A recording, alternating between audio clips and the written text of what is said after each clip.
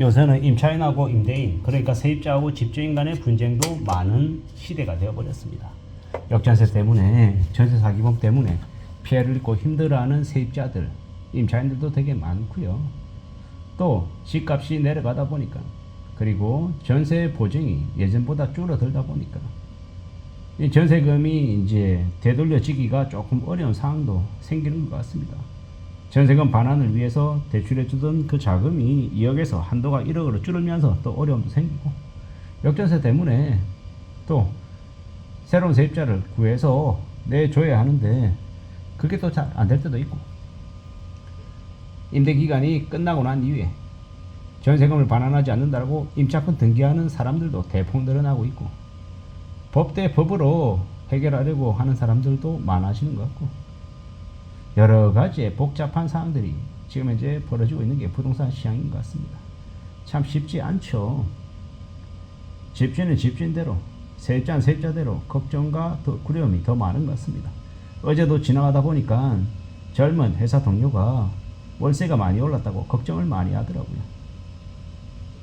저기 강남구에 신사동 쪽에서 살고 있는 것 같습니다. 그쪽에 사는데 보증금은 모르겠고 월세가 한 80만원 가량 기존에 내고 있는데 반지하에서 살고 있었답니다. 그리고 이번에 이제 반지하가 아니라 지상으로 올라오려고 하니까 대략 월세가 100만원이 넘어가는 것 같습니다. 그 직원은 혼자 살기 때문에 아마도 뭐 그 주택의 이 면적이 되게 넓은 걸 바라지는 않았을 거예요. 그런데도 이제 월세가 이제 100만원 넘어가니까 좀 많이 부담스러워 하는 것 같았습니다. 근데 누구는 그렇게 생각할 수 있죠. 강남구의 신사동에 사니까 그 정도다라고 얘기할 수 있는데, 그게 아닌 또 다른 지역으로 가도 요즘은 월세가 눈에 띄게 오른 건 사실이더라고요. 그래서 우스갯소리로 월급 받으면 3분의 1 가량을 월세로 낸다, 이렇게 얘기하는 게 거짓말이 아닌 시대가 되어버린 거죠. 과거처럼 전세를 선호하진 않고 월세를 많이 찾고, 또 서로 보증금을 반환할 수 있냐 없냐, 뭐 그에 대한 두려움 때문에 반전세도 많아지는 것 같고, 점점 부동산 시장의 임대 시장의 형태가 달라지고 있는 게 사실인 것 같습니다.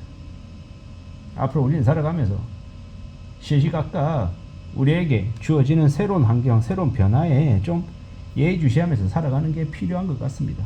그렇게 지내야, 그렇게 살아가야 어떤 식으로든 삶을 이어나갈 수 있지 않겠나 라는 생각을 해봅니다. 누가 뭐라 하든 간에 잘 맞춰가고 현재의 처지에서 괜찮은 것들을 추구하면서 살아가는 게 참 좋을 텐데, 요즘은 되게 좀 상황이 좀 쉽지 않죠. 부동산 매매 시장도, 전세 시장도, 월세 시장도 다 좀 불안함을 항상 안고 있는 것 같습니다. 전세 사기라고 하는 이제 엄청난 일들이 지난 몇 년간 많은 세입자들의 피눈물을 흘리겠죠. 법의 허술함과 이전 정부의 그 정책적인 패착이 불러온 예고된 이제 사기극이었던 거죠. 저는 그런 생각을 해봅니다. 이명박 정부, 박근혜 정부, 그리고 문재인 정부, 이 지나온 기간 동안 전세 자금 대출의 한도를 너무 많이 올렸던 겁니다. 묻지도 따지도 않고 7억까지 대출을 해줬다라는 믿기 어려운 금액이 전세금을 올리고 집값을 덩달아 같이 올렸다라고 하는 것 부인할 수 없는 사실입니다. 그런 엄청난 잘못들이 지금의 이 부동산 거품을 불러왔고, 부동산 사기범을 양산시키고, 또 여러 가지의 일들이 벌어지게 만든 것 같습니다.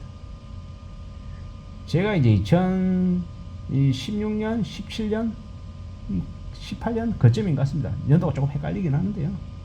그때쯤에 이제 제가 다녔던 중국어 학원에 같이 듣던 이제 분이 계셨어요. 한 분이. 근데 그분이 주택보증공사의 대표였나 그랬던 것 같습니다. 조금 헷갈리긴 하는데, 그분이 하는 얘기가 그 당시에 문재인 정부가 들어서서 부동산 정책 관련해서 봤더니 집값이 많이 오를 거다, 뭐 이런 얘기를 그 당시 했었거든요.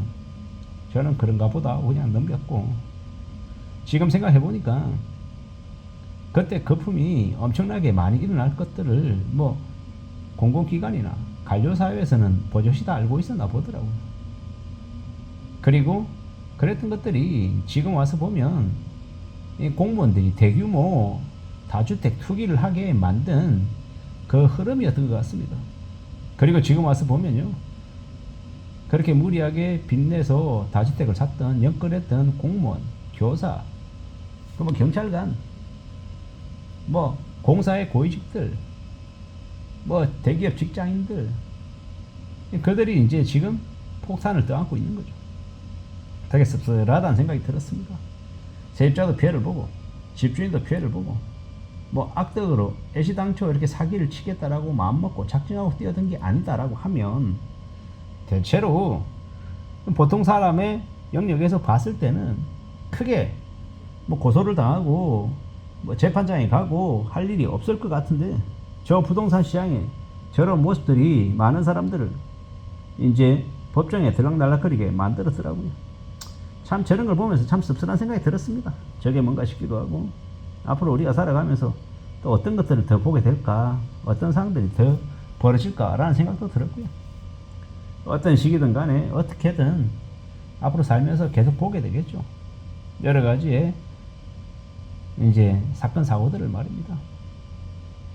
저의 개인적인 바람은 부동산 시장이 좀 연착륙해서 서서히 집값이 좀 재조정이 되고, LH공사에서 직접 이제 시행해서 건설사들 건설 이제 공사 경쟁시켜서 좀 저렴한 집들이 서울이든 경기도든 아니면 각 주요 지방의 주요 도시의 중심가에 많이 좀 세워졌으면 좋겠습니다. 그래서 많은 사람들이 주택, 이제 부동산 주거 관련한 안전성을 가지고 자기 일에 좀 집중하고 내수 시장에서 좀 제대로 된 소비를 하면서 살 수 있는 그런 좀 분위기들이 좀 만들었으면 좋겠다라고 생각합니다.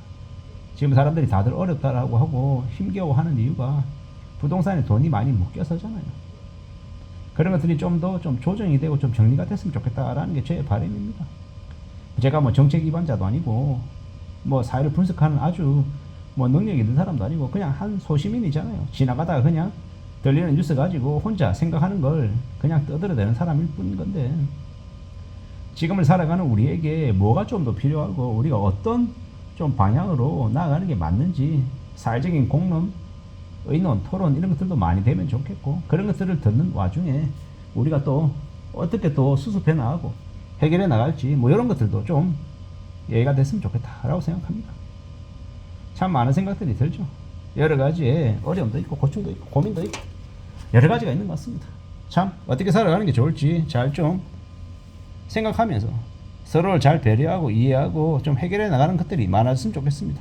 이상입니다.